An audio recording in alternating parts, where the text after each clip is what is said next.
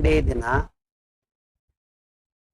ದೇಶದ ಎಷ್ಟೋ ವಿದ್ಯಾರ್ಥಿಗಳಿಗೆ ಅತ್ಯುತ್ತಮವಾದ ದಿನ.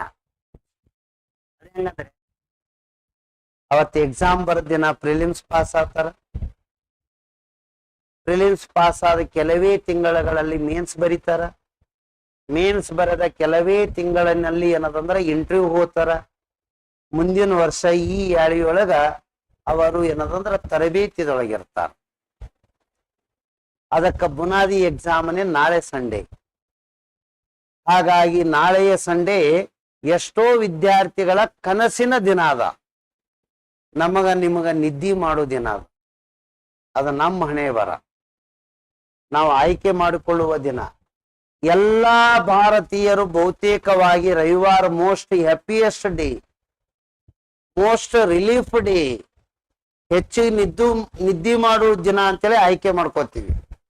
ಆದ್ರೆ ಅದೇ ರವಿವಾರ ಎಷ್ಟೋ ವಿದ್ಯಾರ್ಥಿಗಳು ತಮ್ಮ ಕನಸನ್ನು ನನಸು ಮಾಡ್ಕೋತಾರ. ನೆಕ್ಸ್ಟ್ ಇವತ್ತು ಯಾವ ವಾರ ಅದ? 4 ದಿನ ನೋಡ್ರಿ ಯಾರ್ಯಾರು ಹೆಂಗ ಆಯ್ಕೆ ಮಾಡ್ಕೋತಾರ. ಹೌದೋ ಇಲ್ಲೋ?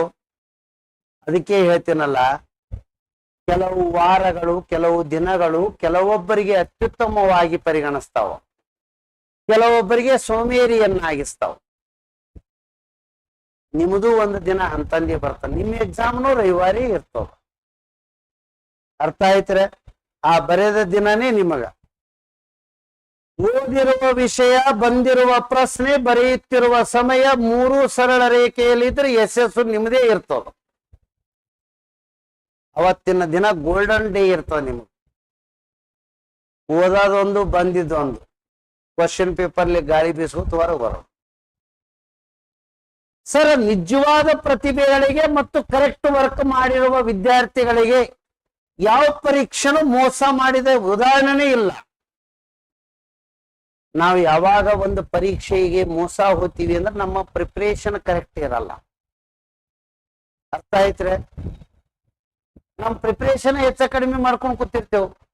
ಸುಮ್ಮ ಕೂತು 4 ವರ್ಷ ಓದಿನಂದ್ರೆ ಭಾರತದ ರಾಜಧಾನಿ ಯಾವುದು? ಮೋಸ್ಟ್ಲಿ ಬೆಂಗಳೂರು ಅಂದ್ರೆ ನಾ ಏನ್ ಮಾಡಿ 4 ವರ್ಷ ಅಲ್ಲ 14 ವರ್ಷ ಓದಿದ್ರು ಏನೂ ಆಗಲ್ಲ.